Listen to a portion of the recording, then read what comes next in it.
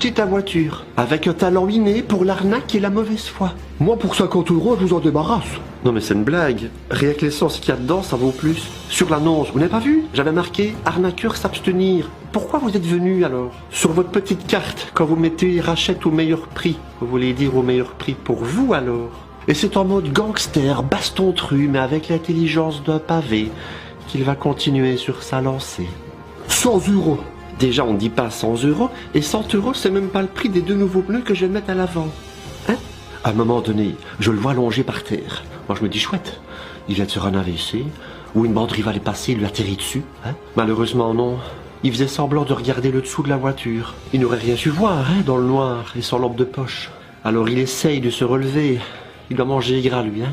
À mon avis, beaucoup de friture. Et avec sa tête de bovin, il me dit... Il y a du boulot, il y a des frais, il y a des frais.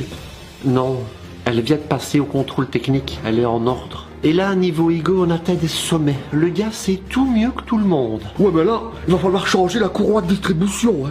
Non, ici c'est une chaîne de distribution, donc faut pas changer ça. Non, je connais bien ce modèle-là, c'est une courroie. J'ai déjà une comme ça, moi. Dites, rassurez-moi, vous n'êtes quand même pas en train de vous dire que je pourrais vous croire. Dites les gars, comment vous faites pour ne pas capter que vous avez l'air totalement débile? Ne vous sentez pas obligé de nous prendre pour des cons? Est-ce que vous êtes au courant que tout le monde vous hait?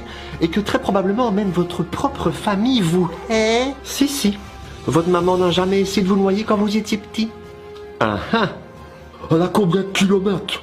150 000. Oh là là, 150 000. 150 000. Dites, vous êtes tout nouveau dans le milieu? Parce que des voitures de plus de 10 ans avec 150 000 km, ça risque quand même de vous arriver encore souvent, hein? Ouais, mais 150 000 km pour la revendre après, ça vaut plus rien, hein.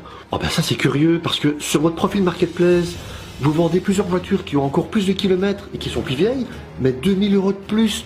Alors ça c'est bizarre. Dites, je me demande si vous ne faites pas Alzheimer, parce que 150 000 km, je l'avais marqué sur l'annonce et je voulais redire au téléphone.